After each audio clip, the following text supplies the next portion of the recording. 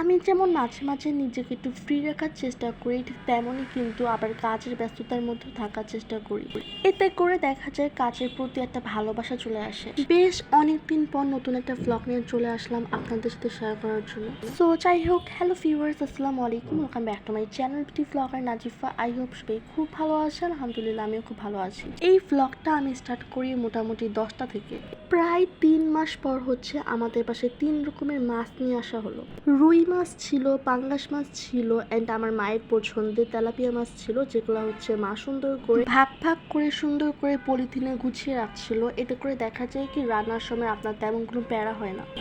রুই মাছটা হচ্ছে গোছানো শেষ, এখন হচ্ছে পাঙ্গাস মাছ নিয়েছে, তারপর তেলাপিয়া মাছ নেবে। বাই দ্য ওয়ে, এই ভ্লগটা হচ্ছে আমার আরও একদিন আগে আপলোড হতো, বাট কারেন্টের জন্য মিস্টেক হয়ে গিয়েছে। ভ্লগটা হচ্ছে আমার গতকালই দেওয়ার ইচ্ছে ছিল, বাট আমি যে সময় হচ্ছে আপলোড করতে নিয়েছিলাম সেই সময় আপনার কারেন্টটা চলে গিয়েছে। যখনই আমার ভ্লগটা দেওয়ার টাইম শেষ হয়ে গিয়েছে তখনই দেখলাম হুট করে কারেন্ট চলে আসলো। কারেন্ট আমার সাথে এভাবে করে খেলতে পারবে, সো আমি কখনোই আশা করিনি কারেন্টের কাছ থেকে এটা। বাই দ্য ওয়ে, মাছগুলো গোছানোর পর হচ্ছে মা একটু আম কেটে নিয়ে আসলো। যে আমের সিজনটা কিন্তু প্রায় শেষের দিকে আর অলমোস্ট শেষ হয়েও যাচ্ছে। এই বছর আমরা যতবার আম কিনেছি আলহামদুলিল্লাহ ততবারই মিষ্টি পড়েছে। সো টাকা দিয়ে যদি কোনো জিনিস কিনা হয়, পরে যদি সেটা কিনে ঠকা হয় তাহলে কিন্তু আফসোসের শেষ থাকে না। আম কিনে কিন্তু একবার ঠকেও ছিলাম, সেটা হচ্ছে তাও গত বছর।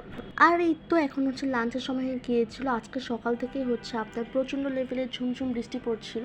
সো এই জন্য মা প্ল্যান করলো যে খিচুড়ি রান্না করবে আজকে। খিচুড়ির সাথে হচ্ছে আপনার ডিমের অমলেট ছিল, আর সাথে আলু ভর্তা ছিল। অনেক তৃপ্তি সহকারে লাঞ্চ কমপ্লিট করলাম। আর এই তো লাঞ্চ কমপ্লিট করার পরই হচ্ছে জানালার সামনে সে একটু বসলাম। এখনই বৃষ্টি আসবে, তো বৃষ্টি আসার ওয়েদারটা আমার কাছে অনেক বেশি ভালো লাগে। আর তাছাড়া আমাদের এই রুমের সাথে যে আপনার জানালা, তার জন্য বৃষ্টি আসার সময় হলেই হচ্ছে আমার এই রুমটা অন্ধকার হয়ে যায়।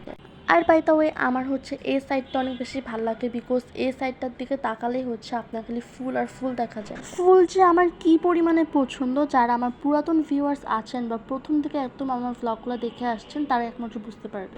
সো এই তো এটা হচ্ছে বিকালের দিকে আম্মু একটু আমার পছন্দের সেমাই রান্না করেছিল। এই সেমাইটা যে আমার মা লাস্ট কবে রান্না করেছিল বা কোন ভ্লগে শেয়ার করেছিলাম কোনো কিছু মনে পড়ছে না। সো বুঝতে পারছেন কত আগে রান্না করেছি। এইটা হচ্ছে রাত 10টার দিকের ভিডিও। আমরা যে আঙ্কেলটার কাছ থেকে হলুদ গুঁড়া মরিচ গুঁড়া রাখি, সে আঙ্কেলটা হচ্ছে কিছুদিন পরে দেশের বাড়ি চলে যাবে। উনি যদি একবার আপনার দেশের বাড়ি যায় তাহলে এক সপ্তাহ আগে আসেই না। সো আর কিছুদিন পরেই তো লাগতো, তার জন্য আগে থেকে এনে রেখেছি। আমরা হচ্ছে অলওয়েজ ট্রাই করি যে জিনিসটাই হোক না কেন আমরা যার কাছ থেকে একবার রাখি সেটা যদি ভালো পড়ে নিয়মিত তার কাছ থেকে রাখার জন্য। এইটা হচ্ছে আমার তার পরের দিনের ভিডিও। মাঝখান দিয়ে যেহেতু অনেক দিন গ্যাপ পড়েছে, তাই ভাবলাম যে 2 দিনের ভিডিও একটা ভ্লগে শেয়ার করে দিই। আমার মা হচ্ছে আজকে ভুঁড়ি পরিষ্কার করে তারপর রান্না করবে। ভুঁড়ি হচ্ছে কিছুটা ঈদের দিনই পরিষ্কার করা হয়েছে, আর বাকিটা হচ্ছে আজকে পরিষ্কার করবে। ভুঁড়ি পরিষ্কার করা যে কি প্যারার একটা কাজ, আজকে যদি না দেখতাম তাহলে বিশ্বাসই করতাম না। ভুঁড়িটা হচ্ছে মা গতকালই নামিয়ে রেখেছিল, আজকে হচ্ছে ভিজিয়ে তারপর আপনার সিদ্ধ করেছে। এই তো এখন হচ্ছে পানির মধ্যে হলুদ গুঁড়া দিয়ে আপনার পরিষ্কার করা ভুঁড়িটাকে আবার সিদ্ধ করে নিচ্ছে, এরপর হচ্ছে কাটাকাটি করবে।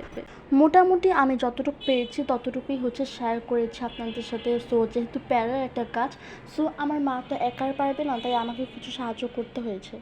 আমার গত ভ্লগের কমেন্টে কিন্তু আপনারা অনেক আপুরে আমার মায়ের জন্য বেশি করে দোয়া করেছেন। এভাবে করে কিন্তু আমার বাবা মা অ্যান্ড আমার পুরো পরিবারের জন্য প্লিজ বেশি করে দোয়া করবেন। আর এই তো এখনই হচ্ছে ভুঁড়ি রান্না স্টার্ট করে দিয়েছে। প্রথমে হচ্ছে পেঁয়াজ দিয়েছে, এরপর অ্যাড করবে আদা রসুন, হলুদ গুঁড়া মরিচ গুঁড়া ধনে গুঁড়া যা যা আছে আর কি।